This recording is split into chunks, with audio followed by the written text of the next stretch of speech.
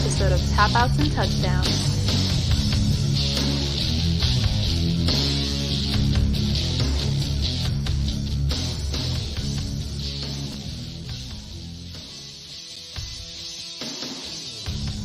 That's right, everybody. It's another football episode of Tap Outs and Touchdowns. And as always, it's your guy, Bully Rye, alongside my partner in crime, Banker Bill. Bill, what's up, bud? What's going on, man? It's a Wednesday night here in the wonderful state of South Carolina, and you're all decked out in Carolina Gamecock stuff for no reason whatsoever. I mean, there is a reason. I mean, we got 3 new coaches this week. So there's optimism around the athletic program at South Carolina. I mean, listen, we can't all be Florida where we have both baseball and softball teams make it into the College World Series. And I don't know where they play the women's softball, but the men's being in Omaha. I'm sure it's over. I don't know who won. It probably Oklahoma. If I had to guess. Yes. Yeah. They played it in Oklahoma, if I recall. I think it was unfair. Nevertheless, Florida still made both, and since neither one of ours did, Ray Tanner, our athletic director, decided to let's go ahead and cut ties. And now we're hiring a former LSU baseball coach who's got a national championship, a bunch of trips to Omaha, like over 1,500 wins. He retired 4 years ago. He's coming out of retirement to coach the Gamecocks in baseball. I didn't get the chance to catch the rest of it, but I digress. Sounds promising. Sounds very promising. I hope so. It's been 13 years. I'll get the math right at some point since South Carolina has won a national championship, 12 years since we sniffed at one. So I'll be excited for that. But Bill, we're not here to talk about what happened with South Carolina, but we are going to talk about in Homer's Corner, the College World Series. Even though this is a football podcast, I felt that it was newsworthy enough to talk about the fact that the College World Series begins, I believe, this weekend. The field has been set after the Super Regionals, and it is an all-SEC, all-ACC Omaha bracket, but I feel like they missed the boat, man. I know they did it based on seeding, but in bracket 1, you've got Tennessee, and then the 3 ACC teams, North Carolina, Florida State, and Virginia. Meanwhile, bracket 2, Kentucky leads that field with Texas A&M, NC State, and your Florida Gators. I don't care about seeding. I think that they did this wrong. This should have been half and half each bracket. Find a way to have half of the bracket ACC, half of the bracket SEC, or do all in all. Do the entire SEC bracket with Florida down there, the all ACC bracket, and let it go. But Bill, considering you're not a big college baseball guy, and I know you're rooting for Florida. Let's just say conference. I'm not going to put you on the spot and ask you what team you think is going to win the College World Series. What conference do you think is going to win the College World Series this year? The SEC. I think Tennessee's the best team down there. Yeah, I agree. I also think Kentucky is going to be hard to beat. Yeah. I wouldn't be surprised at a Tennessee-Kentucky National Championship Series, which it's not the first time it's happened. South Carolina played Florida for the national championship back in 2011, which, resulted in a 2-game sweep by South Carolina Gamecocks. hey, last year LSU played Florida for the championship. So, and that was they did a 2-1, final series there. So yeah, it could be all SEC again. They're the best baseball conference in America. Let's be honest. They are. I mean, there's a reason why the Southeast is where baseball it dominates. And shout out to Michael Braswell, shortstop for LSU, who left South Carolina after last season so that he could play for a winning program. Now one of the best coaches in LSU history is coming to South Carolina. I believe he's going to bring some of the coaching staff with him in LSU currently. And LSU is one of the SEC teams sitting at home while the barely 500 Florida Gators are in Omaha. So suck it, Michael Braswell. All right, let's get to Baker Bill's Homer's Corner, because we are going to get back on football, but this isn't quite football talk, but it is. Bill, go ahead, take it away with your Homer's Corner. It is. I wanted to talk about we just heard who the Madden cover athlete is this week, and obviously wow. And now here I'm looking at the names here. Christian McCaffrey was honored by being put on the Madden cover. And of course, we've all been growing up through the years, we were aware of the Madden curse. There have been 24 Madden cover athletes over the years, starting with running back Eddie George as the first individual that was put on the Madden cover. I don't know if you want me to run down the list quickly, Ryan, and whether or not they were cursed. So the first one was Eddie George. He was considered cursed after that. I have reasons for all of them, but I think it would take way too long. Oh, yeah. Dante Culpepper, 2002, cursed. Marshall Falk, 2003. He is considered cursed because it was at the back end of his career, and he fell off after he was on the cover. In 2004, probably the most famous one was Michael Vick, cursed. He was out of the league in 4 years. Actually, I'm sorry, it wasn't just out of the league in 4 years. He was in jail. Yeah. So the first one that was considered not cursed in 2005 was linebacker Ray Lewis was on the cover. I think we might probably remember that one. He also faced a murder trial himself, though. So let's pump the brakes on that. Now, granted, the following year after, he did miss 10 games. It was the first time he'd ever really been majorly injured in his career. He missed 10 games. So we're going to consider him not cursed because he won a Super Bowl a few years Well, he didn't win a later, Super Bowl that year. They actually missed the playoffs. He still had 147 tackles. Let's see. Next one was Donovan McNabb, 2006. He's considered cursed. I'm not going to read why. 2007, running back Sean Alexander, considered cursed. In 2006, I'll just read that one quickly. He dropped from 1,880 yards to 896 the year after getting the cover. That's insanity. Within 2 years, he was out of the league. 2008, quarterback Vince Young. That one's cursed. That was brutal. Remember the dream team when he wound up in Philadelphia with Michael Vick as well? Yeah. What a nightmare Vince Young turned out to be. 2009, Brett Favre, considered cursed, had a career high 22 picks that season. He had two covers too. Let's not forget about that. He had a cover where it was the year when he was with the Packers retired, and the Jets. Yeah. And he had a new cover with the Jets. Absolutely. 2010, they had a dual cover athlete situation. It was Larry Fitzgerald and Troy Polamalu. That's considered half cursed, as Polamalu missed a career high 11 games that season with an MCL injury and recorded a career low 20 tackles. Fitzgerald had a great season. Let's see. 2011, Drew Brees, cursed. He threw a franchise record 22 picks that season, and his Saints lost to the 7-9 Seahawks in the playoffs, which was the scene of the Beastquake. If you remember, Marshawn Lynch actually recording an earthquake on a really long run where forgot about that. Yeah, I forget who the announcer was, but he said, "Get off me." I forget. I think it was the guy from. It doesn't matter. Cleveland Browns in 2012 put Peyton Hillis on the cover. Peyton Hillis.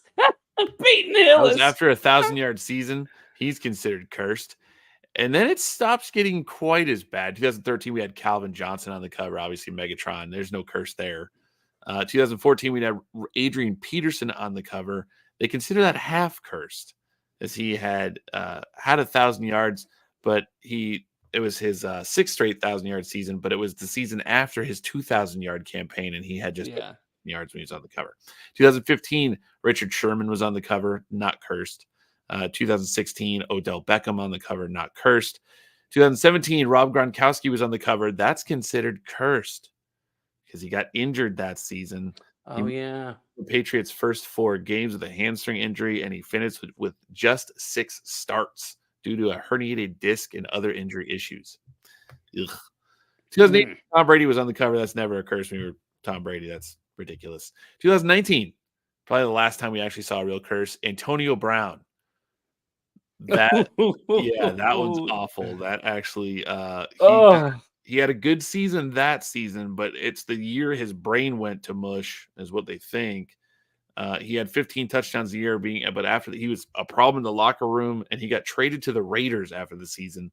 He only played another 16 games left in the NFL after that year being on the cover. So that's a curse. 2020, Patrick Mahomes, not cursed. 2021, Lamar Jackson, not cursed. 2022, Tom Brady's back on the cover, obviously not cursed. 2023, John Madden, that's unfair. Can't say that's cursed. 2024, Josh Allen, not cursed.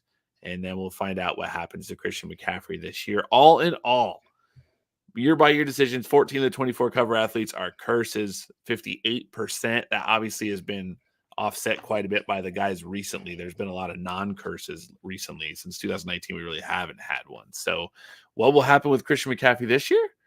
We will find out. Hopefully he continues his non-injury ways, or else they might be blaming the Madden curse on the San Francisco season being derailed, because he is the key to that offense. So we'll see what happens going forward. That's good stuff. Yeah, Christian McCaffrey named the cover athlete for EA Sports Madden football game for 2025 earlier this week. And as a fan of Christian McCaffrey, I hope he doesn't fall into the curse. Same, because he's electric. I mean, we just talked about it on the last show. He got a contract extension with the Niners, and so what worse way can you deal with that contract extension than with an injury? So I digress. Let's get to the first topic of the night before we get into the UFL Championship talk, because we've got some games to get to here. First up, we've got the college football playoff and bowl game schedule has been revealed. Matter of fact, the SEC schedule, like not all of it got revealed, but like the time frames have been revealed for the entire SEC schedule, which is not something that I believe they've done in the past. But you can go to collegefootballplayoff.com, and they've got all of the playoff schedule here with TV, with the TV stations they're going to be on. And it's pretty interesting. Notably speaking, it's around Christmas time. You get the first 4 playoff round where the games will be hosted by the hosting teams. They won't be bowl games. Friday, December 20th, one game being played that Friday, 8 p.m. on ABC, ESPN, and then 3 games to be played on Saturday, December 21st, noon Eastern time kickoff and 4 p.m. kickoff. Bill, are both going to be on TNT Sports before the 8 o'clock kickoff on ABC, ESPN on Saturday, December 21st. Before we get to the rest of their schedule and before we speculate on who we think might be in the playoff this year, what are your thoughts on the TNT Sports hosting some college football playoff games? Is this from a personal perspective, or should I just say absolutely? This is all personal perspective. So I mean, we've said it many times on this show. I have Fubo TV. I do not pay for a regular cable company's, massive overhead just so they can put wires in the air. So I have Fubo TV. They are a streaming service. One I really like, actually, and they do not have TNT or TBS. It is literally the only 2 major channels that I do not have. And unfortunately, the NCAA tournament has always been, or at least recently, has been on True TV, which I also do not have because that's part of this package. But the TNT, the TBS, True TV, and then there's obviously CBS. Now, that's fine, except now I found ways, obviously, to be able to watch the games. The NCAA.com has had them on from time to time. Now with this stuff where they're moving to these more and more games, a lot of the hockey playoffs were on TNT. So there were games that I was trying to watch. I'm a Rangers fan. Obviously, I've worn the hat on here. And there were games that I couldn't watch because they were on TNT. So that was frustrating to not be able to watch sports because TNT is really involved. And now TNT is getting even more involved. And now they're going to be picking up college football. I don't know what it's at the point where I got to start questioning my choices here when it comes to what I can see and what I can't see. Now, college football, probably not pushing it far enough, but me, I like to stay up late, watch games, like I enjoy having them on the side when I'm doing whatever I'm doing, and just seeing, some of these possible marquee matchups. Obviously these are going to be huge marquee matchups with these being the playoff games. It's unfortunate. I don't know. I always have a problem with, and this is not from a personal perspective. It's a personal perspective, but it's not based on what my limitations. I have a problem with them not putting them on network television, the antenna in the air, that kind of thing, where guys can get, that. I always like seeing major, matchups or major games, which these will be, being on something that everybody can get a hold of. I hate seeing things drop on like FS2. Like, that's just stuff that not everybody has. Sometimes you have to buy a sports package. It costs people a lot more money to get those channels. And in this case, for TNT, TBS, I mean, I have Fubo. I don't know the other, like, YouTube TV or Hulu, what they offer, if they have them or not. I think Hulu does. So But I don't know what that costs, based on how many channels you get. I get a ton of channels on Fubo. Fubo has like 200 channels for less than normal cable TV. So it's just unfortunate. I'd rather see it on, CBS than have it on TNT. Fubo needs to sponsor us because I'm contemplating switching to Fubo as well. However, this has kind of put a wrinkle in my plans. Like at the same time, we talk about the fact that TNT is going to be playing. Let's see if they do have anything else. No, it's just it. It's just the 3 Saturday or 2 of the Saturday games in the first round of the playoffs are going to be on TNT. So, like, I would need to know what. Like, we talk about all these different. We've talked about it before. All these different TV plans, whether it's Peacock or Netflix or Max. Like, which one of these streaming platforms are going to start carrying TBS and TNT? Because right now it seems like they need it. Because I mean, it's not like you can just like, I'm going to download the TNT app and sign up for a TBS account so I can watch these 2 football games or part of the March Madness tournament when he plays on the NCAA app. So yeah, it's a little frustrating. We've talked about this numerous times on the show about the fact that if you don't have basic cable, and sometimes even if you do, you still have to have so many different streaming platforms in order to stream certain games. We talked about the fact that Peacock had an exclusive playoff game. We talked about the fact Amazon Prime hosts the Thursday night games now. YouTube TV has the NFL Sunday ticket to watch your games on Sunday. Somebody did the math, and in order to watch every single game, I think it was every single game or like every single NFL game. So it would be cheaper to go to every single Carolina Panthers fans than it would to have every single app, every single streaming service to be able to watch all Carolina Panthers games, which is crazy to think about. But at the same time, last year you could buy a ticket to a game for a nickel because the team was terrible and they have the worst owner in sports. And I threw it in the show again. I told you I'm never going to miss it. I'm never going to miss an opportunity to call David Tepper the worst owner in sports every time. It's like an Easter egg at this point, Ryan. We go, where's he going to put it? Where's he going to put it? Right? Yeah. That's phenomenal. The rest of the playoff goes. This is where you get your bowl games. The playoff quarterfinals take place Tuesday, December 31st, and New Year's Eve and New Year's Day. Tuesday, New Year's Eve at 7:30 p.m. The Verbo Fiesta Bowl, because everything's got to have sponsors now. And then Wednesday, New Year's Day, you're going to have 3 bowl games: the Chick-fil-A Peach Bowl, the Rose Bowl presented by Prudential, and the Allstate Sugar Bowl. Every one of these games will be played on ESPN. And then the playoff semifinal doesn't take place until January 9th and 10th. That is a Thursday and a Friday. 7:30 kickoff, the Capital One Orange Bowl and the Goodyear Cotton Bowl. And the national championship takes place on Monday, January 20th at 7:30 p.m. The national championship game to be held in Atlanta. Bill, here's my question. How long have we been watching bowl games and the college football national championship and the college football playoffs? It's been quite some time, right? Yes. Tell me why they can't come together and play these bowl games where they're not on a work night, man. How are you going to have all these playoff games? And then granted, like New Year's Eve is different because you're going to be home on New Year's Eve. And you may have New Year's Day off if it's a holiday for your company, all that stuff. Yeah. But all of this planning that went into this, and you're still putting the national championship at 7:30 on a Monday night. Why, Bill? Why do they keep doing this to us? Have the college football national championship on a Saturday or a Sunday when college football games are played, and make the Monday after Super Bowl a federal holiday. I think I could be elected for president running on that platform alone. What say you, Bill?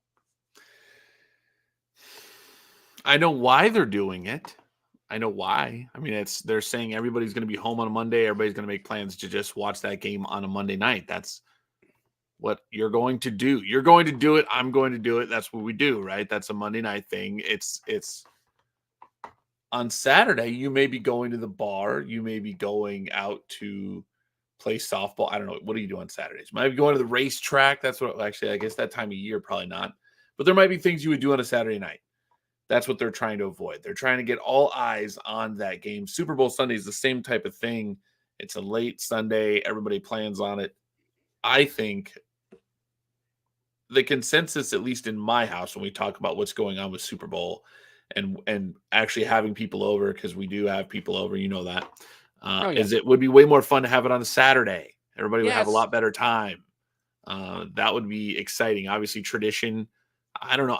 With college football, they don't care about tradition, so I don't know why they wouldn't put it on Saturday or whatever. Football, NFL football, they're very good. We've talked about it on here. They're very good about making sure everybody knows exactly when they're going to be played. 6:00 on a Sunday, that's Super Bowl Sunday, right? It's going to start out 6:00 when all the coverage gets crazy. 6:30 is kickoff, whatever. That's what they usually do.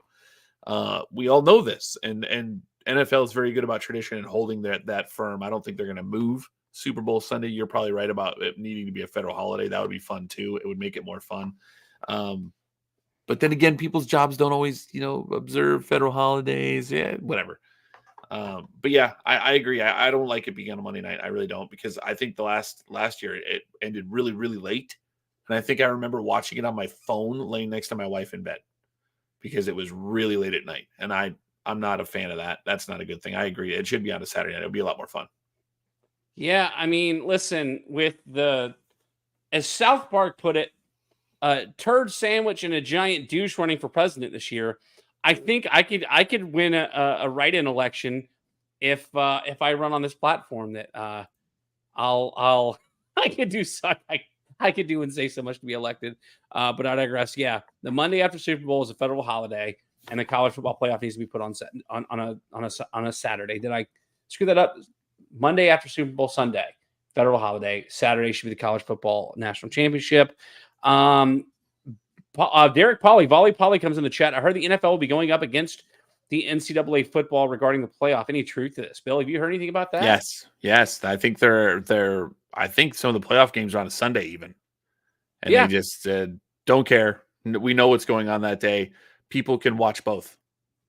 Well, no, the playoff games, at least the playoff games, you've got Friday and Saturday. But that time of year, the NFL normally plays some Saturday football games. And then you've got Tuesday, Wednesday, they're safe there. But then Thursday comes January 9th. So if there is a Thursday night football game that night, I haven't looked at the NFL schedule to be able to tell. There were none on Sunday? I thought they actually said that there were some on Sunday.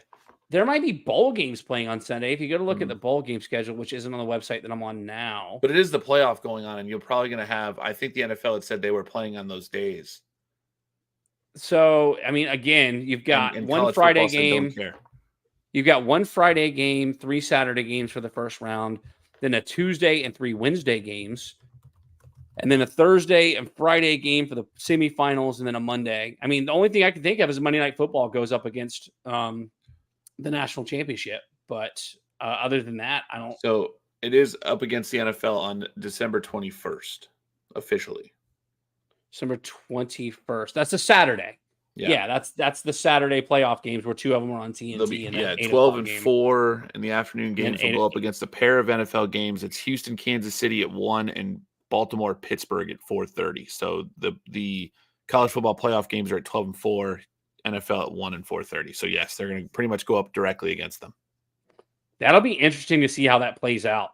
Because one or the other are going to have to change. I mean, there's maybe that week the NFL doesn't play Saturday football games. Those are good matchups, Ryan. Those NFL matchups, Houston, Kansas City, those are 2 of the top, if not the 2 top AFC teams that people are predicting. I know. We talked about how they should pump the brakes on CJ Stroud. But the other one, Baltimore, Pittsburgh. That's Russell Wilson-led Pittsburgh now. They had a pretty good season last year with 0 quarterback play. If they get anything out of Russell Wilson or Justin Fields, then they could be pretty decent. And Baltimore, obviously, Lamar Jackson, he's thinner now. I mean, that's an AFC North showdown, dude. The Ravens-Steelers are a huge rivalry game. Two good matchups against college football playoffs. Games. And depending on who makes the playoff, that could be a dud for the college football playoff. Speaking of who could be there playing that weekend, Bill, we're in June. So we haven't even had like the fall back-to-school training camp for the college kids. Did we go? Tim Costello wants to know, did we go with our opinion ratings yet? I'm not sure what he means, Bill. Maybe you do. Can you clarify? I don't know. Yeah, let's Tim, get Tim come clarify on that. What are you talking about, Timmy? Bill, who do you think, based on what we know now, based on scheduling, who do you think has the best shot to go into 2024, 2025 and win the college football playoff? Predicting all the way out in June. Georgia. Yeah. it's hard to argue against Georgia. I mean, honestly, they've got just a roster. They just keep reloading. I know they lost a lot of guys in the draft last year. But I was trying to pull up. I saw their schedule earlier today. I mean, they opened the season with Clemson. I think that's a pretty guaranteed win. The team that doesn't. Is it in Clemson? Is it in South Carolina or Georgia? I mean, that's like a. It's like a neutral. They're playing a neutral site. It's a Chick-fil-A kickoff game in Atlanta, so that's technically it's a home game. Yeah. It's in Georgia. Those are geographical rivals, Ryan. They're close to each other. So were we until they pulled Georgia off our schedule this year. Anyway, it's good for you though, because that's a loss. Yeah, I mean, they replaced Georgia with Oklahoma, and well, I think we have a shot with Oklahoma. That's a little tougher. That's a better shot for you guys, I think. So they got Clemson, the Tennessee Tech, then they're at Kentucky before they're at Alabama in week 4 at 7:30 kickoff game in Tuscaloosa. That's going to be a fun game considering Alabama knocked Georgia out of the playoffs last year. Then you got Mississippi State, Texas, Florida, Ole Miss, Tennessee, UMass, and Georgia Tech. Yeah, looking at that schedule, I don't see anybody outside of maybe Alabama and Tennessee that really put up a big threat against Georgia. And even with Tennessee, I don't know what Tennessee is going to look like this year. No Hendon Hooker. I can't remember the guy that just came out this past year that has the cannon for an arm, but he's not there anymore. So I don't know what Tennessee. Joe Milton, that's it. So I don't know what Tennessee's going to look like this year. But I digress. I think thinking about it in June before we actually see rosters, I think Georgia's got the best shot to win the national championship. So who's in though? What 12 teams are we looking at here? Are we really going to do this? Yeah. We can. All right. So, I mean, you got to put me on the spot. I think Georgia gets in, obviously. The winner Georgia's of the SEC champion? Yeah, SEC champion. Okay.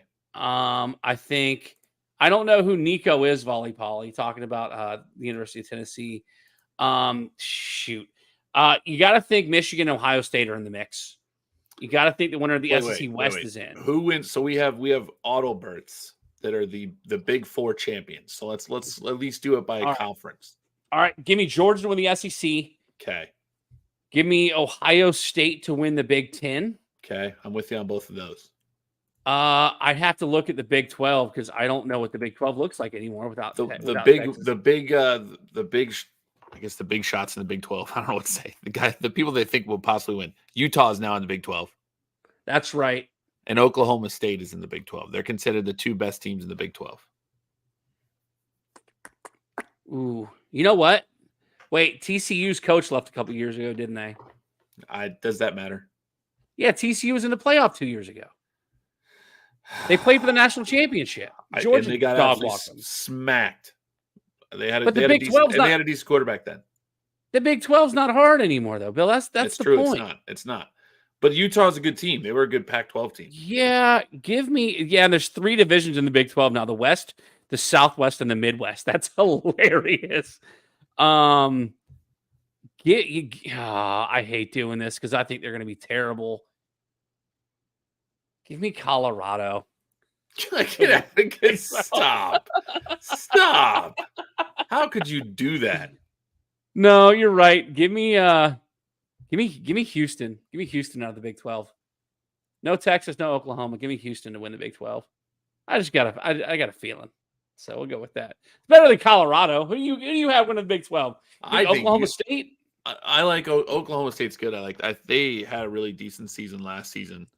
Had a couple ugly losses, but they, played pretty well.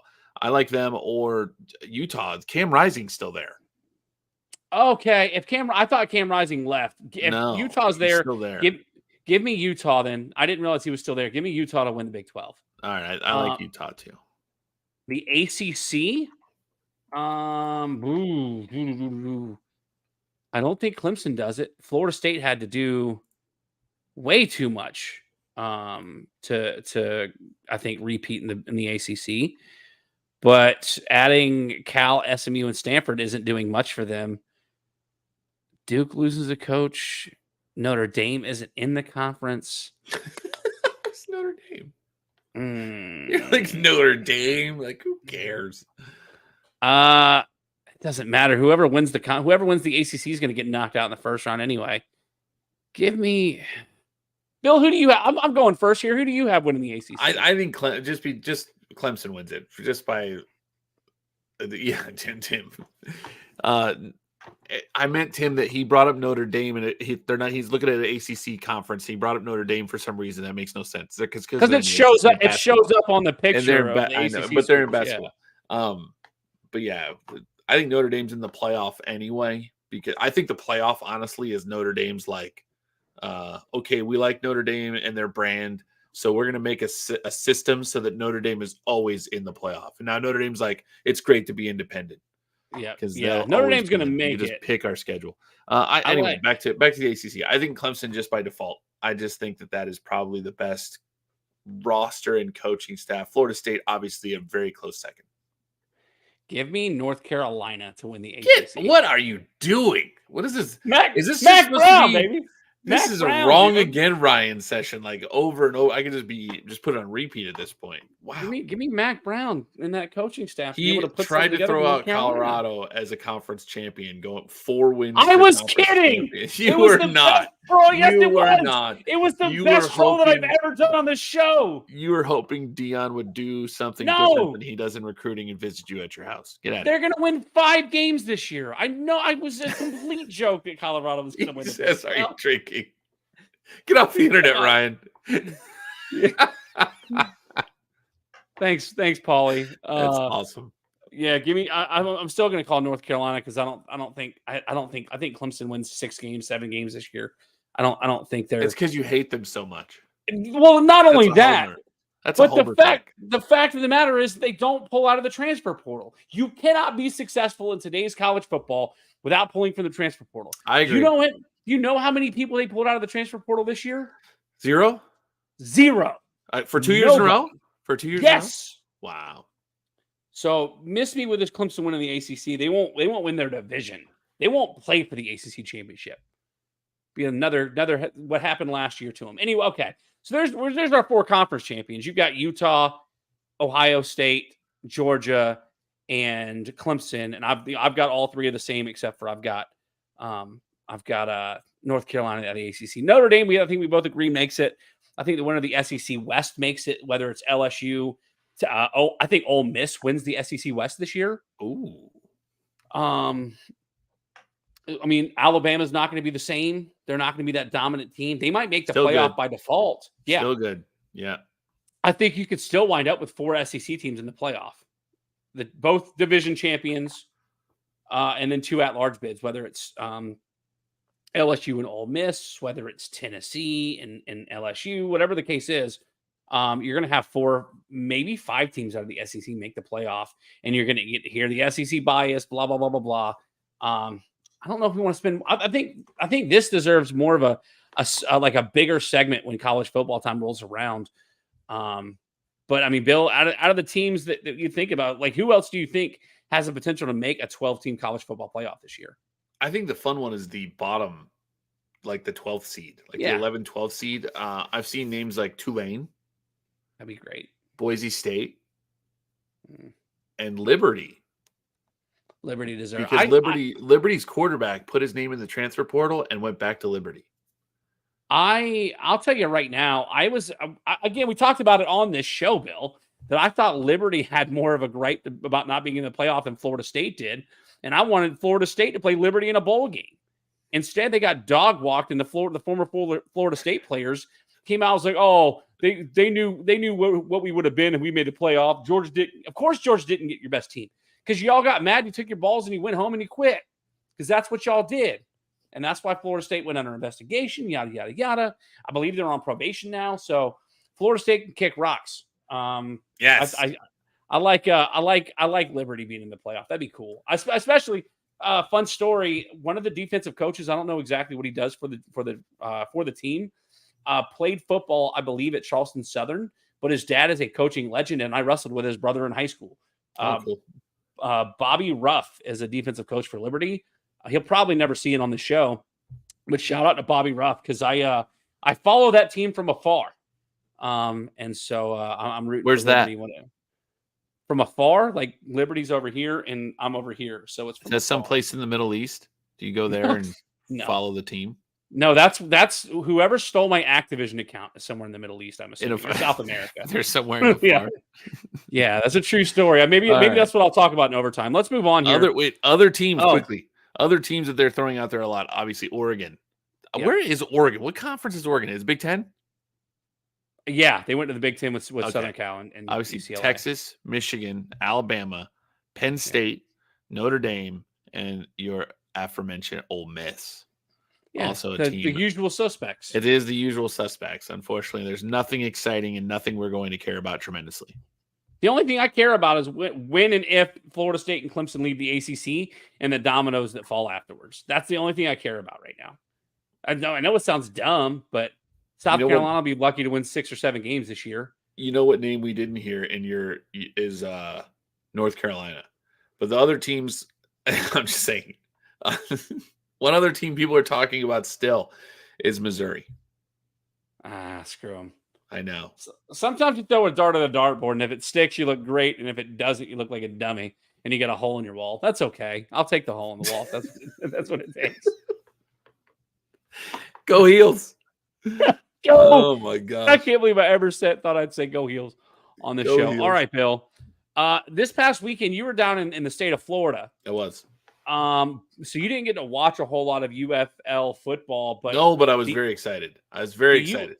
Yeah, let's start off. The USFL Championship took place. It was a rematch from the Week 10 game between Michigan and Birmingham, in which Michigan lost by 1 point. And I think that I said that Michigan could have covered the spread, but I liked Birmingham to win this game. They didn't cover. Michigan. It was like me picking North Carolina to win the ACC.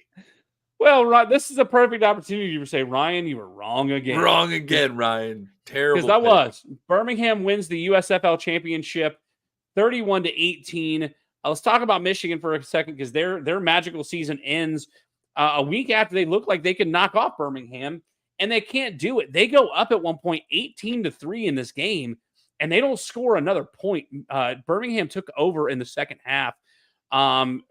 Thanks in part to Danny Etling's 3 interceptions thrown in this game. It's crazy because when you look at the stat leaders from the offensive side of the ball, Nate McCrary, a running back out of Saginaw Valley State, was the leading rusher in this game. A guy that you had not heard his name called the entire season, led the team with rushing 5.6 yards a carry, played well. I can't remember how to pronounce his name either. The leading wide receiver led for the second straight week in Siasi Mariner, I believe is how you pronounce his name. Wide receiver out of Utah State, but he only had 60 receiving yards and a touchdown in this game. But going into the second quarter, they looked like they were going to run away with this.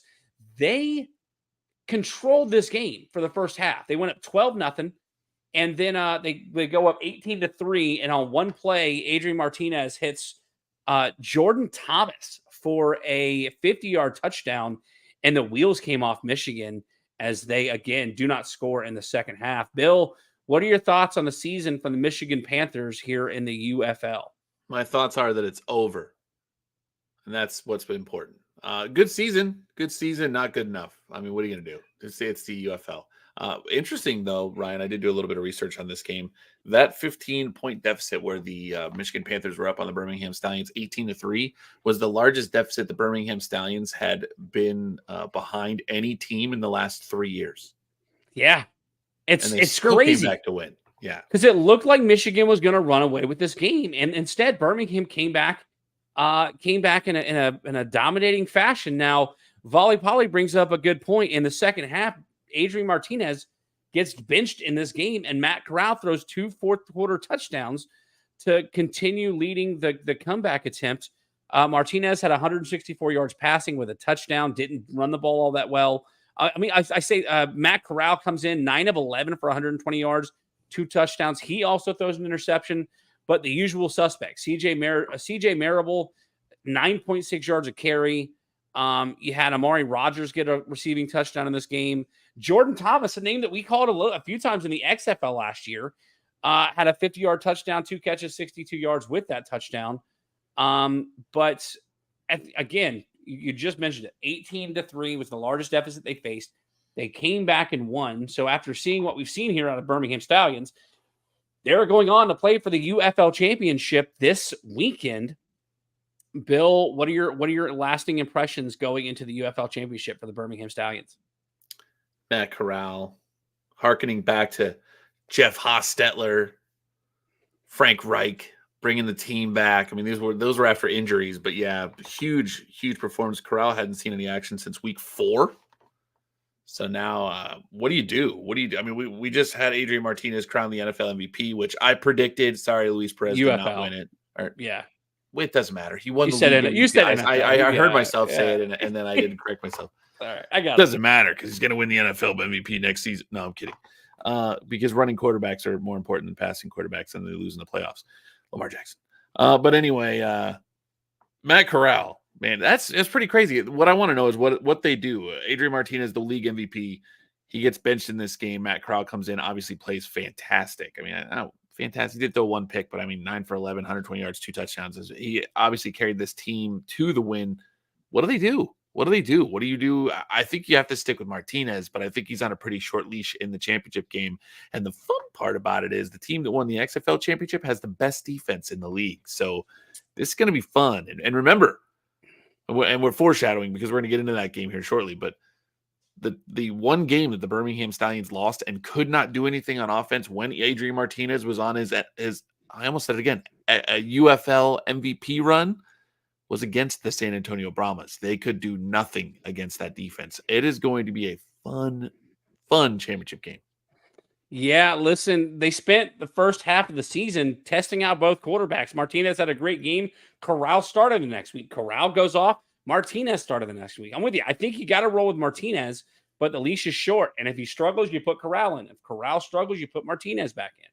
But it'll be interesting to see. They've run a 2-quarterback system the entire season, and it's led them to 9-1, now 10-1 at the time where the UFL Championship game is 1 week away.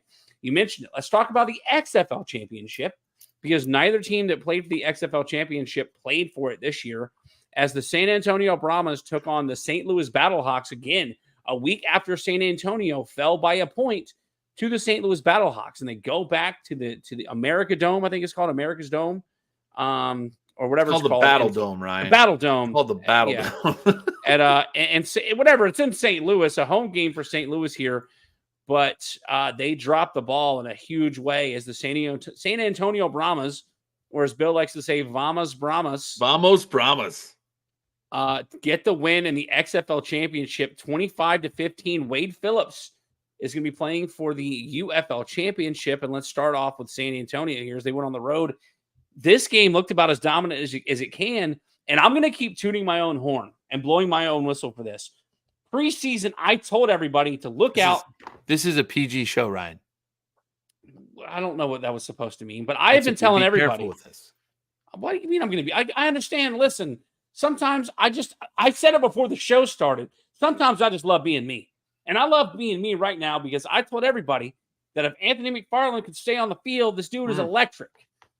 This dude is electric. This guy needs to be in the NFL next year, at least play an RB2 for a team in the NFL, because all he did was carry 10.5 yards a carry, 11 carries, 115 yards, and a touchdown. He didn't get involved in the passing game all that much, but Anthony McFarland dominated this game for San Antonio as San Antonio gets the win. Chase Garbers has a decent game, two touchdowns with a pick. They never trailed in this game, Bill. San Antonio led this game from start to finish. The closest St. Louis would get would be 5:41 left to go in the third. They brought it to 19-15, but San Antonio would hold them scoreless throughout the rest of the game. Bill, you were kind of excited about San Antonio earlier in the season than I was. What are your thoughts on San Antonio knocking off what was our preseason favorite to win the XFL in the St. Louis Battlehawks? I guess I'm most disappointed with AJ McCarron. McCarron just never really cooked. It just never felt great. 179 yards passing is not good. He gets outplayed by Chase Garbers. These were two pretty good defensive teams. Obviously, San Antonio has the best defense in the UFL. And you said it, McFarland, super electric, bust off a 69-yarder in this game. I mean, that was pretty much the difference in the game, right? So, giggity. See, it's a PG show, Ryan. The kids won't understand that one. Not to mention, I don't think kids watch this show, so it's okay. Please continue. Yeah. John J. Kirkman goes, listen, I was excited about the San Antonio Brahmas because I had a feeling, man. I don't know what it was. It was a feeling. I haven't really fallen in love with the team where I'm like, come on, San Antonio, but really I'm kind of rooting for San Antonio. So I am looking forward to this weekend. However, I almost feel like, because I am a Dolphins fan, it's almost a little bit sacrilegious. If I'd be rooting for a football team that wins a professional football championship and it's not the Dolphins, I feel terrible. I almost don't want them to win because I've been kind of rooting for them. Does that make sense? Kind of, but at the same time, listen, a little bit weird.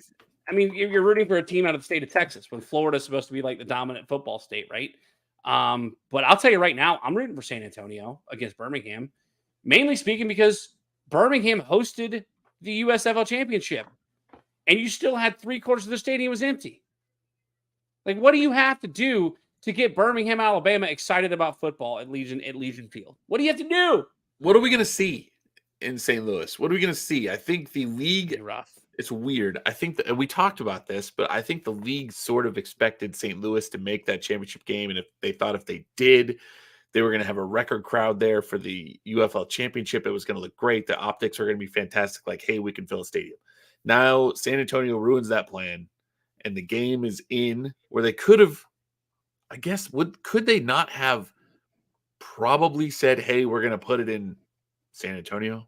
Because San Antonio's had pretty decent crowds. But they didn't plan for that. They thought St. Louis, right? So St. Louis not in the game now. How many people do you think we're going to see show up? It's going to be interesting. It's going to be, I don't know. I'm going to watch. It doesn't matter. I'm going to watch. It's going to be fun to watch. This is decent. This is decent football. And I think the main reason I'm rooting against Birmingham, not because they didn't have people in the seats, they don't really deserve it, but because they've won 2 seasons in a row in the USFL, and for them to come into the UFL and run it again, no. We want San Antonio to have its day. Yeah, we were rooting for the XFL prior, like preseason. Yeah. We were rooting for whoever won the XFL to win the championship. Yeah, and so it kind of holds true here. Let's look at St. Louis a minute for one more minute. You did mention AJ McCarron, 179 yards passing. He didn't turn the ball over, but and he had 1 touchdown. But this for St. Louis, you did see the regular suspects. Jacob Sailors leads the team rushing again, 5.6 yards a carry. Hakeem Butler did everything he could to propel this team to victory. It's just not enough. 6 catches, 59 yards. Again, trailed 13-3 at halftime, grew close in the second half, but did not score in the fourth quarter, despite only allowing 3 points to San Antonio in the fourth quarter. To your point, Bill, if St. Louis had won this game and then was going to get to go, quote unquote, back home to play for the UFL Championship, I think they could have packed the house. I don't know what this game is going to look like from an optic standpoint. I don't think you're going to be able to get people traveling from San Antonio. If you can't get people traveling from Birmingham to Birmingham. So Birmingham is not, you're not going to get Birmingham to show up for this game in St. Louis. Oh, man, sometimes those comedy chops come out. I'm glad I got that. That was pretty good. That was a good one. Yeah. So it'll be interesting to see. It is going to be a good football game. You mentioned San Antonio boasts the best defense in the league. And for a while, Birmingham looked like they had the most electric offense in the league. But they've struggled in the last 3 weeks. Remember, they lost week 8 to end their undefeated season and very well could have lost in week 10 to Michigan. So now I digress. We've gotten there now. The UFL Championship game takes place this Saturday, the Dome at America's Center in St. Louis, Missouri. San Antonio, the Brahmas, taking on the Birmingham Stallions, who go into this game as a 3-point favorite. I'm sorry, it's not Saturday, it's Sunday. 5 p.m. kickoff on Fox. Bill, I know who we're rooting for, but realistically, who do you think wins this game? San Antonio Brahmas, Birmingham Stallions. I think this is good. This is a really fun matchup. I think, honestly, I'm going to take San Antonio in this game. I think San Antonio does it again. We talk about over and over again how teams in the UFL that are balanced on offense are the teams that win these football games. And against St. Louis, who is a decent football team, San Antonio ran for more yards than they passed, and both are decent numbers, 213 on the ground and 197 through the air. So those and that eclipsed both numbers that St. Louis put up. So I don't see Birmingham. It's going to be a tough defensive game. I think both defenses are fantastic. San Antonio's defense has been incredible. And if Adrian Martinez can't get it going on the ground, their ground game is based off of him and CJ Marable. And if he can't get it going on the ground, they are vulnerable. And that's what happened against Michigan in both games, is he really couldn't get rolling. CJ Marable picked up for him this week. But if San Antonio, who has a better defense than the Michigan Panthers, can stop that rushing offense, it's going to be very difficult. It's going to rely. I think they're going to have to bring Corral back in and try to throw the ball. And obviously we've seen AJ McCarron couldn't get rolling against San Antonio. Corral, I don't know if he's as good as AJ McCarron. So this is going to be a really interesting matchup on both sides of the ball. I don't think the offense of San Antonio, especially passing wise, is as good as what Birmingham can be. So we could have an odd shootout with a ground game, kind of a balanced offense, and a team that almost needs to pass the ball on the Birmingham side. Listen, I think he took the words out of my mouth. It's going to come down to the run game for both teams. If you can keep Anthony McFarland on the field, he has proven to be electric out in the open field. He can take over a game like he did against St. Louis this past weekend. When he's gotten involved in the passing game, he has been electric. If Birmingham cannot get the ball going on the ground, particularly with the dual threatness of Adrian Martinez, I don't think they not only do they lose this game, but I think they lose this game pretty significantly. I think it could be a 10 to a 14-point game. And I say that knowing that the point system is different in the UFL, considering that it's no extra points. It's 1, 2, and 3-point conversions. A 9-point game is still a 1-possession game. But I think it's going to be a big enough gap in this score discrepancy or disparity, I should say, for Birmingham to not have this game really close. I like San Antonio. I like San Antonio big, and San Antonio will go into history as the first ever UFL champion, and will represent the XFL in doing so. Bill, I don't think we've ever had a show this short. Let's go to overtime here for a minute. Is there anything else that you would like to talk about before we go off the air? I'll give a shout out to my Uncle Gary, who usually is in the chat. Hadn't made it in here tonight. Obviously busy. I spent the weekend at his house, had a blast. Unfortunately, that's why I didn't see the conference championship games there in the UFL. But yeah, shout out to him hosting me this weekend. Had a really good time, and I wish he had made it to the show tonight because we've been texting a little bit before the show. But yeah, good time. I appreciate it, Gary. That was really fun. Really good weekend. Shout out to Uncle Gary. Listen, I'm not going to spend a whole lot of time on it, but I had some unfortunate things happen to me over this past weekend, namely speaking, when it comes to video games. And if you're not a video gamer, you're not going to care about this. Activision is the parent company. Yeah, Activision is the parent company. I'm still angry about it. Activision is the parent company for titles like Call of Duty and Crash Bandicoot, among so many others.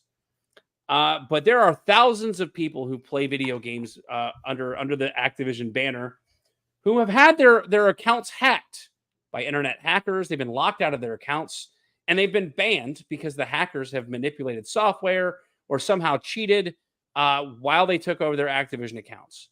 I have also now been a victim of this exact same thing. However, after about, I would say, a little less than a week of complaining and finding the right email address to send that you cannot find online, and I will not divulge how I got this information, but I have called, I have emailed, and today I was allowed to get back into my account. They finally acknowledged, hey, we see some suspicious activity on your account. Let's go ahead and give you this account back. Let's give you your email back so you can get back into this account. Did it. All seemed to be going well. And then about 30 minutes before going on the air with this show, I got an email from Activision stating that since I was the owner of the account at the time in which the offense occurred, that I was being permanently banned from playing Call of Duty Modern Warfare. I don't know if that means the original Modern Warfare, or if it means the entire umbrella of Call of Duty Modern Warfare. But although they can see that my account was hacked on a certain day and different gaming accounts had been attached to my Activision account, unjustly so, and those accounts were used to manipulate data or to try to alter the software, whatever the case was, I'm still being held responsible, and I'm unable to play Call of Duty. So when I get off the air, I'm going to go see if I can't get on Call of Duty on my PlayStation. And if I cannot, from what I've seen on social media, there are thousands of other players going through the exact same thing that I'm going through. And I suggest anybody that gets a hold of this podcast to reach out to the Better Business Bureau and to maybe do some investigating on what lawyer was in charge of filing a lawsuit against EA Sports for their unfair and 2K Sports. 2K is being sued for their microtransaction policies. I'm not going to tell you what to do, but that's an idea in case you want to make a point to Activision, because a lot of people are dealing the exact same thing that I am, and without any sort of customer service phone number or any sort of like support email to actually speak to a real person. Sometimes you got to do what you got to do. And there's that's my overtime segment, because it has not been a fun weekend. Not that I sit around my house and play video games all weekend long. I actually went out Saturday night. This past Monday, I went to another comedy open mic. Shout out to Two Gyms in Spartanburg. I love that place. I love the comedians that are on that show with me. It's a workshop sesh. It's phenomenal. There is no open mic at the Comedy Zone this Thursday. There will be one next Thursday. I don't know if I can make it to that. However, there are some things outside of video games, but I just listen, when you get a platform and you want to vent a little bit, this is what you do. And this is what I decided to do tonight. Thanks to everybody who listened. If you aren't already doing so, follow the show on Facebook.com/tapouts and touchdowns. We had some people watching over on Facebook. Shannon Smith liked us over on Facebook tonight. If you haven't done so, follow me on X at tapouts and TDs. The YouTube handle, make sure you go and subscribe and follow on YouTube at tapouts and touchdowns. And then if you want to go find my Instagram, I am Ryan W. Frick on Instagram. Go follow me there. Sometimes we go live on there. Sometimes we won't. I'll be posting reels on Instagram from this show, and it's all a fun time. Shout out to some people that were in the chat that we didn't get to. Mama Frick was here. Matt Buck was here. Volley, Polly, Tim, everybody that was involved in the chat tonight. It was a shorter show, and we're winding down the UFL season. I do not know if we are going to have the show on time next week. I actually have to go to California next Monday, and I will not be back until super late Thursday. And I don't know if we're going to be able to record this post UFL Championship game Thursday, or if we're going to elect not to go out Friday night and we can do it Friday night. Bill and I have to talk about it off the air. But after that show, we're going to take a few weeks off because this is the dead season of football, and there's no point in bringing you to sit with us for an hour while we talk about next to nothing. So hopefully you enjoyed tonight's show. You've enjoyed all the other shows. We'll have a wrestling show again at some point. I don't know. Life gets busy. I'm a comedian now, so I've got stuff to do like 2 or 3 nights a week. I'm always writing now, but we will get back to doing some wrestling shows at some point. But thank you for listening. Thank you for watching the show tonight live with us. We'll see you for the UFL Championship Review on our next episode. For Banker Bill, it's your guy, Bully Rye, and we'll see you next time right here on Tap Outs and Touchdowns.